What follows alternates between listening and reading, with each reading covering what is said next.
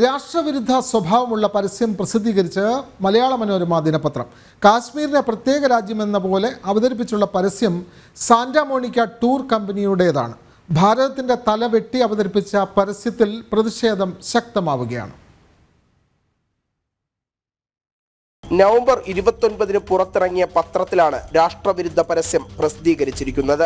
193 രാജ്യങ്ങളിലേക്ക് ലോകയാത്രാ പാക്കേജുകൾ എന്ന വിധത്തിലാണ് പരസ്യം. പരസ്യത്തിൽ പക്ഷേ ഇന്ത്യയെന്നും കാശ്മീരെന്നും രണ്ടായി രേഖപ്പെടുത്തിയിരിക്കുന്നു.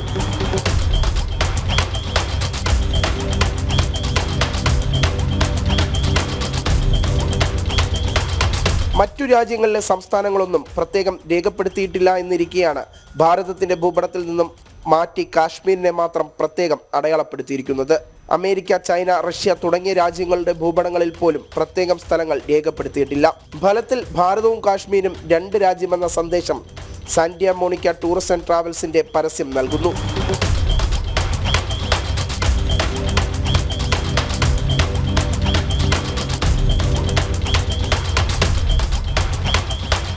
പാകിസ്ഥാൻ പോലെയുള്ള ഭീകര രാഷ്ട്രങ്ങളും ഭീകര സംഘടനകളുമാണ് സാധാരണഗതിയിൽ കാശ്മീരിനെ പ്രത്യേകം അടയാളപ്പെടുത്തുന്ന ഭൂപടങ്ങൾ ഉപയോഗിക്കാറുള്ളത്. രാഷ്ട്രത്തിന്റെ ഭൂപടം തെറ്റായ രീതിയിൽ അവതരിപ്പിക്കുന്നത് നിയമവിരുദ്ധമാണെന്നിരിക്കെയാണ് കേരളത്തിലെ ഒരു പ്രധാന പത്രത്തിൽ ഇത്തരമൊരു പരസ്യം നൽകുന്നതെന്നതും ശ്രദ്ധേയം. വിനീഷ്, ജനം, തിരുവനന്തപുരം.